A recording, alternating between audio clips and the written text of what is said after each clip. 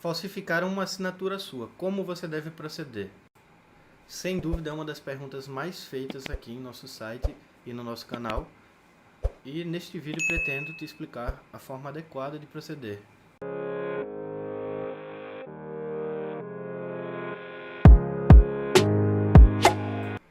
Bom, pessoal, por mais estranho que possa parecer, o crime de falsificação ainda é um crime bastante comum.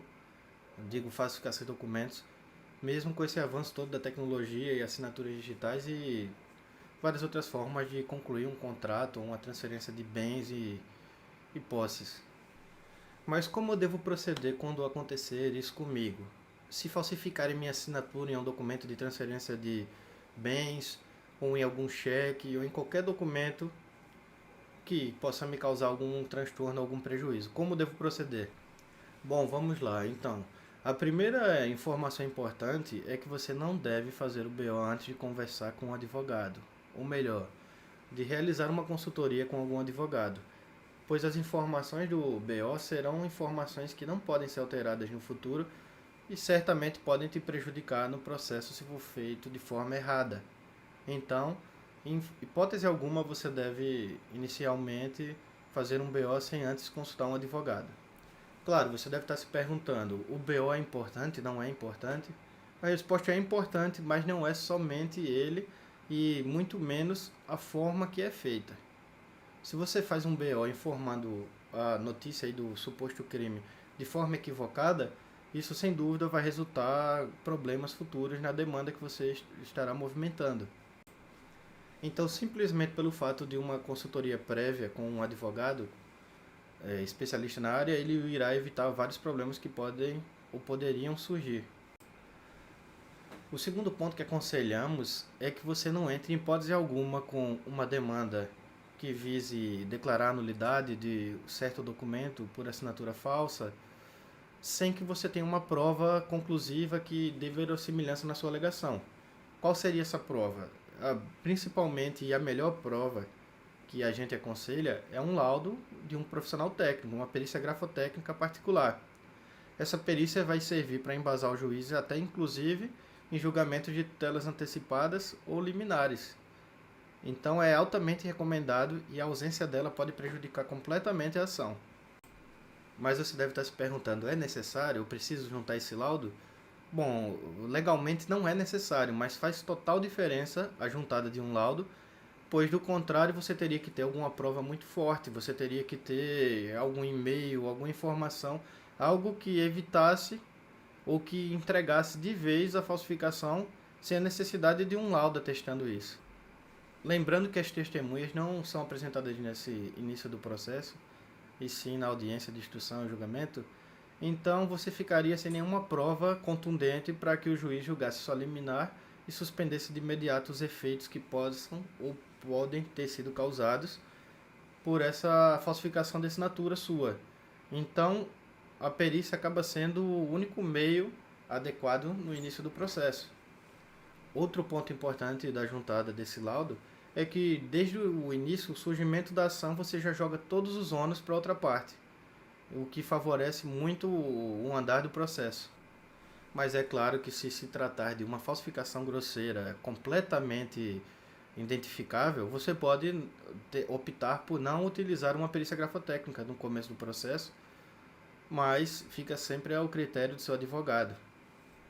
E por último, o terceiro ponto que nós recomendamos que não seja adotado é a solicitação de uma perícia judicial no processo. Por que não é interessante solicitar uma perícia judicial no processo? Por que eu não devo solicitar uma perícia judicial? Inicialmente é importante observar que os valores de uma perícia judicial são superiores aos valores de uma perícia particular. Ah, mas não seria possível solicitar justiça gratuita? Bom, a resposta é sim. Em alguns casos é possível sim solicitar justiça gratuita. Todavia, uma perícia judicial ela só é útil e eficaz quando ela é acompanhada de um assistente técnico que acompanha os atos e orienta o perito a fazer a análise da forma favorável à sua causa. Sem o assistente técnico, a perícia judicial é algo completamente imprevisível. Pode ser que seja até pior para você no processo, você estaria criando uma prova contra você no processo. Então, nada é mais viável do que você ter uma perícia particular, prévia, que você tenha visto o resultado, que você saiba se o caminho da sua estratégia processual vai ser este ou aquele. Então, não faz sentido pedir perícia judicial. Claro, aqui eu me refiro a falsificações de natureza civil. Talvez seja viável ou interessante solicitar uma perícia judicial grafotécnica em casos criminais, no qual você é acusado. Aí sim, você pode pensar, se você não tiver outros meios, se você não tiver recurso. E claro, se for beneficiário da justiça gratuita. Aí sim, você pode considerar essa hipótese. Bom, ponderados esses termos, o que deve ser feito? Como é que você deve proceder?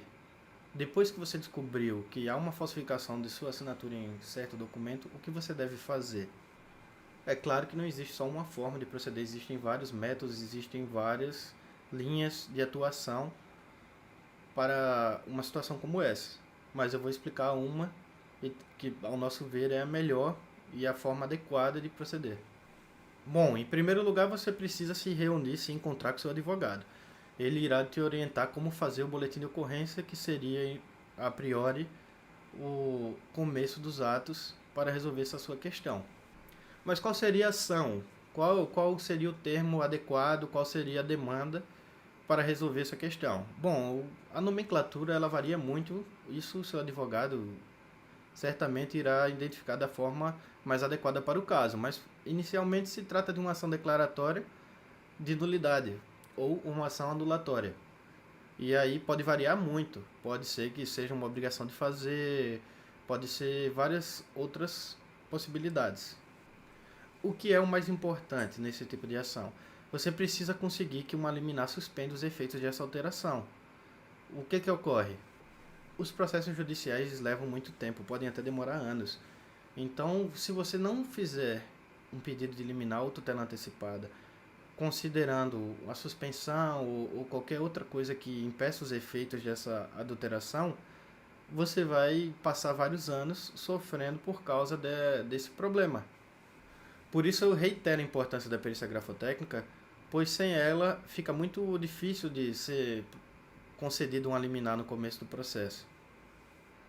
Mas concluindo, então em resumo, você necessita entrar com uma ação, em regra declaratória de nulidade, e nesta ação você necessita de ter como documentos que são importantíssimos para o julgamento da causa e da liminar ou tutela antecipada. Você precisa do laudo grafotécnico, do boletim de ocorrência, do contrato sob suspeita, dos documentos pessoais e de um comprovante de residência. E os demais atos, o que mais é necessário, fica tudo em cargo do seu advogado. E claro, é importante mencionar que, não obstante tudo que foi mencionado aqui, você ainda faz direito a danos morais por todos os transtornos e lesões causadas por essa falsificação de sua assinatura. O vídeo vai ficando por aqui, mas caso ainda permaneçam algumas dúvidas, você pode perguntar aqui nos comentários abaixo e nos próximos vídeos pretendemos sempre estar esclarecendo novos pontos. Então até mais, valeu!